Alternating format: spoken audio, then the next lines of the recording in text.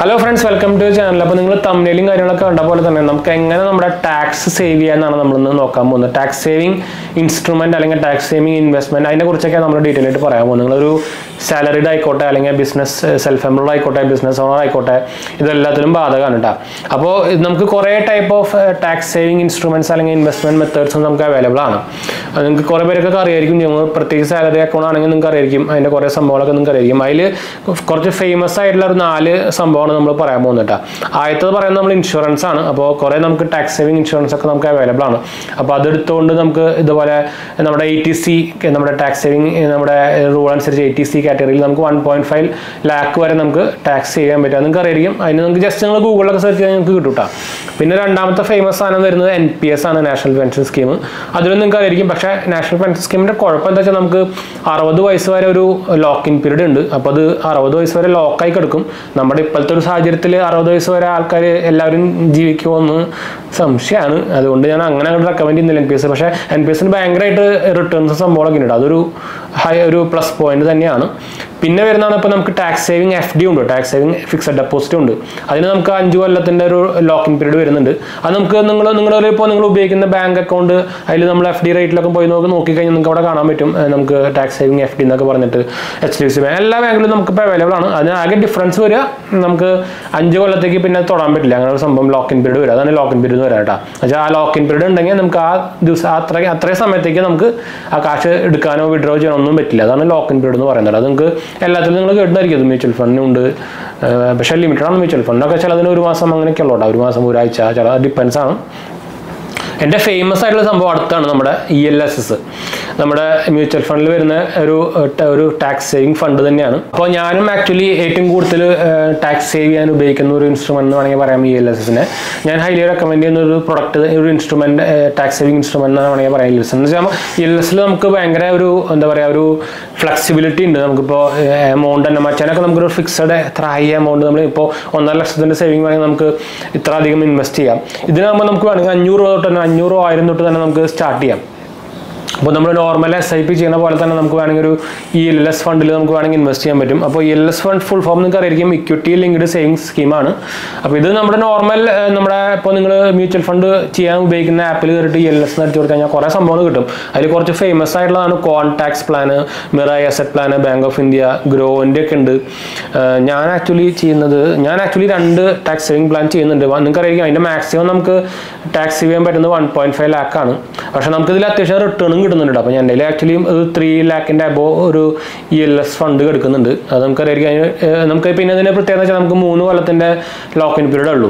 ബാക്കി എല്ലാത്തിനും നമുക്ക് മിനിമം 5 കൊല്ലത്തിൻ്റെ ലോക്കിൻ പീരീഡ് വരുന്നുണ്ട്. അപ്പോൾ ഇത് നമുക്ക് 3 കൊല്ലം കഴിഞ്ഞ് കഴിഞ്ഞാൽ വേണമെങ്കിൽ നമുക്ക് തിരിച്ച് ഉപയോഗിക്കുകയും ചെയ്യാം. അപ്പോൾ അത്യാവശ്യം കുഴപ്പമില്ലാത്ത ഞാൻ കാണിച്ചു തരാം. ഞാൻ ചെയ്യുന്ന ഒരു വൺ ഓഫ് ദ ഫണ്ട് എന്ന് വേണമെങ്കിൽ പറയാം. ഞാൻ ELS ഫണ്ടൊക്കെ ചെയ്യുന്നത് ഗ്രോയിലാണ് കേട്ടോ. അപ്പോൾ ഞാൻ ഞാൻ സ്റ്റോക്കിൽ പോയി. ഞാൻ റെക്കമെൻഡ് ചെയ്യല്ല. ഞാൻ ആക്ച്വലി ചെയ്യുന്നത് ബന്ധൻ്റെ ELS ടാക്സ് സേവിങ് ഫണ്ടിലാണ് ഒരെണ്ണം ചെയ്യുന്നത്. നമുക്ക് അത്യാവശ്യം അതിൽ റിട്ടേൺ സംഭവം കിട്ടുന്നുണ്ട് കേട്ടോ. അത് നമുക്ക് ഓൾമോസ്റ്റ് ഒരു 7.68% ഒക്കെ നമുക്ക് റിട്ടേണിൽ കിട്ടുന്നുണ്ട്.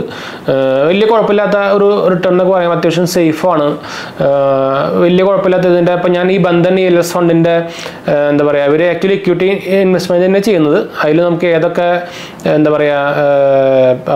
അവർ ഏതിലൊക്കെ ഇൻവെസ്റ്റ് ചെയ്യണമെന്ന് നോക്കി കഴിഞ്ഞാൽ HDFC bank, ICICI bank, Reliance industries, axis bank, Infosys, അങ്ങനെ ഫേമസ് ആയിട്ടുള്ള ലാർജ് ക്യാപ്പിലൊക്കെയാണ് ഇവർ ഇൻവെസ്റ്റ് ചെയ്യുന്നത്. അപ്പോൾ റിസ്ക് ഭയങ്കര കുറവെന്ന് തന്നെ വേണമെങ്കിൽ പറയാം. അതുകൊണ്ടാണ് ഇപ്പോൾ നമുക്ക് ആ റിട്ടേണും കുറഞ്ഞു വന്നിരിക്കുന്നത്. അപ്പോൾ എനിക്ക് ആക്ച്വലി ഏറ്റവും ഇഷ്ടപ്പെട്ട ടാക്സ് സേവിങ് ഇൻസ്ട്രുമെന്റ് ഏതാണെന്ന് ചോദിച്ചു കഴിഞ്ഞാൽ ELS തന്നെയാണ്.